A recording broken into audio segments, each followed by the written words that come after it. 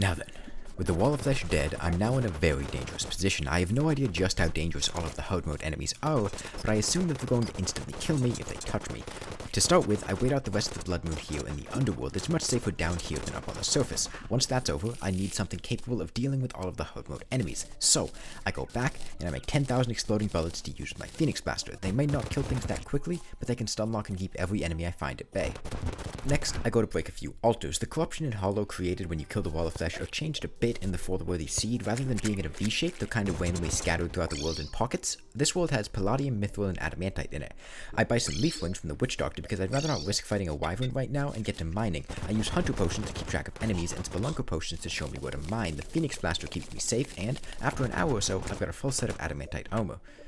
As much as I love the Phoenix Blaster, it's just not going to cut it throughout hard mode. I need a better weapon, and there are only a handful of powerful and easy to acquire ranged weapons to choose from. So, I head down to the now corrupted ocean and I start hunting blood mummies. With the dark shards that they drop, I'm able to craft an Onyx Blaster, which is a fantastic upgrade. So, now that you've got an Onyx Blaster, you're going to start slaying some bosses, right?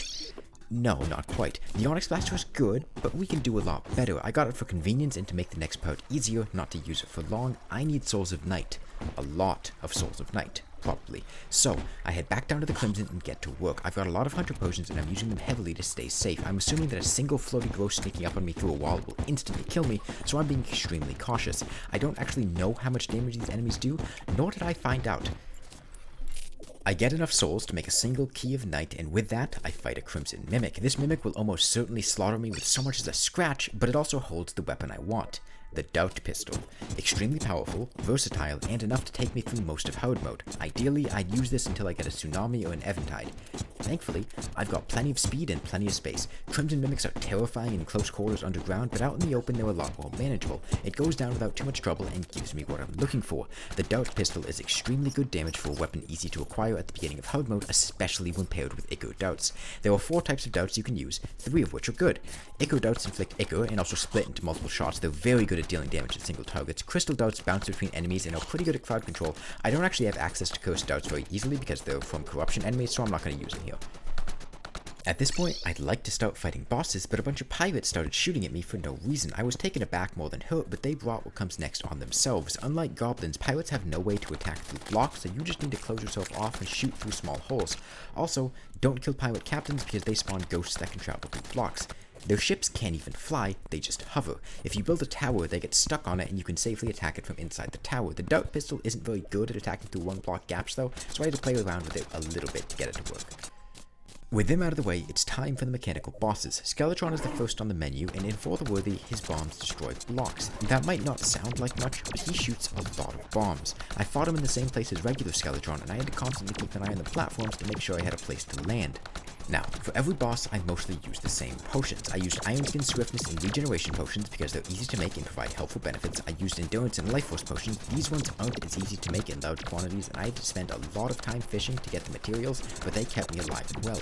I also used Rage potions for more damage, Calming potions to avoid random enemy spawns, Hunter potions to keep an eye on everything and prevent myself from being surprised by random enemies, and Night Owl and Shine potions at night to see better. These bosses have a lot of HP and a lot of defense though. Even a weapon as powerful as the Dart Pistol takes a long time to whittle down 71,000 HP. I don't bother trying to kill any of Skeletron's arms, and the few times I got hit hard. I have about 70 defense and an endurance potion, and the bombs still hit for over 150 and the lasers for around 70. After the fight, I spent some time cleaning up the mess and rebuilding the arena, and then I move on to the twins. These two are smaller, faster, and shoot faster, but they don't give me much trouble. I used the same accessories throughout most of hard mode, a Charm of Mist to help stay alive after taking some small hits, an Obsidian Shield because I can't stand taking knockback, a pair of wings, a bundle of balloons to boost my mobility and let me change direction quickly, a pair of boots, a Ranger Emblem, and the Brain of Confusion. For a few fights, I swapped in a Frog Leg accessory to help me move faster, but that was really only for Fishron and Plantera. Phasmatism died easily enough, and Retinator followed soon after. I imagine they have very high contact damage, but the projectiles didn't hurt too much. The Destroyer is up next, but first, I've got a few upgrades to make. I got enough Hollowed Bows for a full set of Hollowed Armor from the Twins and Skeletron, and I make that immediately. Hollowed Armor is incredible, and the only armor I want to use for the rest of the game. My damage goes down slightly, but the invulnerability buff is more than worth it. Then, I head down to the jungle. This is the big arena I built for Plantera, and I'm looking for a better pair of wings. I could get a B-Wing from Hornets, or Butterfly Dust from Moths, both of which are much better than the Leaf Wings I'm currently using. I end up with Butterfly Dust, and I move on to kill some Wyverns. Now you might be wondering what defense and endurance potions actually do when most enemies just one-shot you. Well, that's exactly what they change. They make it so that enemies don't just one-shot you. 371 damage in a single hit. That's already been reduced by 56 for defense and 10% for the endurance potion. Without those, it would have hit for around 475 damage. I do not have 475 HP. I spend some time finding a fashionable outfit, and then I take on the Destroyer. He's big, he's longer and larger, so I play things safe, using potions of return to avoid risks. Unlike most bosses, the Destroyer does not despawn when you get far away from him, so you can use teleports to make the fight easier. If he were to hit me with his head, I would probably die, so I make sure to keep away from his body. The crystal darts make easy work with the Destroyer, and at this point I've got a few different things to try out. I've got two options, Duke Fishron and Plantera. At first, I get a few truffle worms and try to take out the Duke, but I'm a bit rusty on the fight. Last time I fought him was several months ago when I killed him with paper airplanes, and I messed up the transition from his second to third phase. And then again, and again, and it really wasn't going well. With a bunch of defense, life force potions, and endurance potions, I could survive a single hit, but not more than that. So I moved on to Plantera. I built an arena for her in pre-hug mode, so I should be all set to go, right? Well, not exactly. I want two separate arenas so that I can avoid having spiky balls build up and bounce around in her second phase, and the one I built just wasn't big enough for my liking. So I built another one underneath the first. Getting her back there proved to be a bit of a pain, but once I lured her there, I started to take her out. Plantera's first phase isn't much different than normal. I think she's a little faster and shoots faster, but it's pretty similar. Go in a circle around her in phase 1, avoid the spiky balls, and then go in a bigger circle around her in phase 2. Phase 2 is disorienting though, because her tendrils don't move, they just kinda shake. It's strange and hard to get used to, but I used crystal darts to kill the tendrils, then I baited her around and killed her with Ichor darts. She didn't drop anything useful, but at least she's dead. Now you might have noticed that I've gotten a few biome keys to drop, a desert key, 2 jungle keys, and a crimson key. The hard mode dungeon is open now, so what comes next is pretty obvious. I completely avoided the hard mode dungeon that places a death trap and the weapons aren't even that good. Back to Duke Fishron. As a famous philosopher once said, everybody makes mistakes, everybody has those days. Well, unfortunately for me, those days are every day. I just wanted Tsunami and I'm doing a terrible job at Fishron's third phase. The problem is I can't afford to take any hits. I refuse to build any arenas and I'm doing a bad job at transitioning from his second to his third phase. I go through well over a dozen truffle worms just to kill him twice. The first kill gets me a flare on. It's a good weapon but not what I'm looking for. I make sure to take life force potions and endurance potions before each fight, which requires a lot of fishing to get the components. And finally, a second kill nets me a Tsunami. It's time for the Jungle Temple in Golem now. The temple is big and green and for the worthy, but with caution, hunter potions, and chlorophyte arrows I cut my way through. I use the grand design to cut the wires from the traps and hook up a teleporter to outside of Golem's room, where I build yet another giant box in the jungle. I take the tiny Golem out into the arena and make quick work of him, the Tsunami ripping him to pieces in the open space, letting me easily avoid his attacks. I imagined that this fight would have been much more difficult inside of the Jungle Temple, which is why I didn't fight him there. Don't take unnecessary risks like that. I'm a hardcore character. I've played a lot of hardcore characters in the past, and I've lost a lot of them to stupid and reckless decisions late in the game, the worst of which was probably blowing myself up with a rocket launcher a few years ago. That left me with a lasting distaste for launchers. You'll notice that I never use launchers, I use bows and guns. Golem does drop me his eye though, which I can use to make a Destroyer emblem, which is a pretty nice upgrade. I'm hunting for the soaring insignia from the Empress of Light now, but I don't really have a surface hollow to catch any lace wings. The solution is simple. That's right, say it with me. Holy water. Easy and cheap to make, gets the job done quickly. Important thing to note about lace wings, they disappear quickly if they're outside of the hollow. Rather than take them to the hollow, I bring the hollow to me, making a small box and turning it into pearlstone with the holy water. I haven't fought the Empress of Light normally for quite some time, and I'm used to dodging her with either very good or very bad mobility, not something in the middle like I've got right now, so I take a few hits here and there. You might notice that I'm still using hollowed armor and that I don't upgrade to Shroomite. I even have a truffle moved in, but it's just not worth losing the incredible invulnerability bonus from hollowed armor.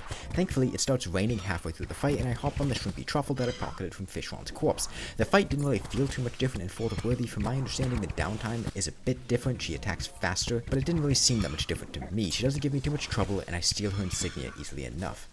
At this point, I'm ready for the endgame. The endgame wasn't ready for me though, as the cultist refused to show up after I killed his buddy. Saving and quitting doesn't help, but my enchanted sundial solves the problem easily enough. The cultist is pretty much the same as normal, as far as I can tell. He might attack a little bit faster, but he's still not too tough of a boss. The horizontal platform is a good way to avoid most of his attacks, and his clones appear based on where you're standing. If you're on his left, the real one is usually on the right. If you're on his right, he's usually up top, and he never appears on the bottom left. I imagine his summons would be pretty deadly, but they never showed up. Now is the scary part. The pillars pillows are pretty terrifying, but there's no bypassing them. I take out the vortex pillow first. The pillow spawned in a convenient place and I was able to just sit there and fire arrows off screen because enemies couldn't approach me from the left and they would spawn on the right.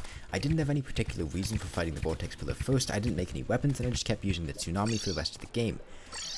The Stardust Pillar is next, and it's not too much of a challenge. With infinite flight time granted by the strong insignia, I can stick to the skies and kill the Stardust cells. They replicate themselves and allow me to take out the pillar very quickly. They also prevent other enemies from spawning because of how many of them there are, making the Stardust Pillar a walk in the park compared to the other pillars. The Solar Pillar is the next one on my hit list, and it was just a little bit stressful. I constantly walked in and out of the range of the pillar so that only a handful of enemies would spawn and so that I could kill them safely. Crawltipedes are scary, but manageable when you don't have other enemies to deal with. Dracomire Riders, Sorolos, and Corvites are fine. Selenians are bad and are even able to reflect chlorophyte arrows, sending them bouncing around at high speeds to damage you, but I came prepared. They may reflect ranged weapons, but I've got a flare on, which interrupts their spinning and kills them without the danger of killing yourself. To actually kill the pillar, I flew high up in the air. Crawltipedes still need ground to spawn on, so if you fly high enough up in the air, they won't appear and you can safely shoot downwards. The Nebula Pillar is the last one, and I used a similar strategy to the Solar Pillar and skirted the edge of the pillar's range. Nebula floaters are the only problematic enemy, and they're only really problematic when you've got other enemies to deal with or multiple floaters, so I kept safe by being able to cut off enemy spawns when necessary by getting out of range. I didn't kill the pillar right away though. Once the shields are down, I went to fish a little bit more. I used up almost all of my life force potions, and I needed to restock on seafood dinners as well. I went back, killed it, pick up the fragments, and nope, let's not do that. Don't let your guard down, even for a second. I used the rest of my fragments to make a celestial sigil, and I prepare to fight the Moon Lord. I drink all of my remaining red potions. These are unique potions that appear in For the Worthy chests and grant 3 bonus buffs for 30 minutes. I cancel the unnecessary buffs, take my last potions, and don the beetle armor. My main concern when fighting the Moon Lord is chip damage, which would cancel out my hollowed armor buff and whittle away my HP. Beetle armor helps to negate that. And here he comes, the final hurdle of For the Worthy. My first character to pass the Brain of Cthulhu, fighting all the way to the Lord of the Moon. The tsunami deals high damage, but the Moon Lord has very high HP. I didn't come all the way to die here, but the Moon Lord isn't letting me off the hook that easily. And this is where my narration for this video ends. The rest of the fight speaks for itself. This is where I say goodbye for now.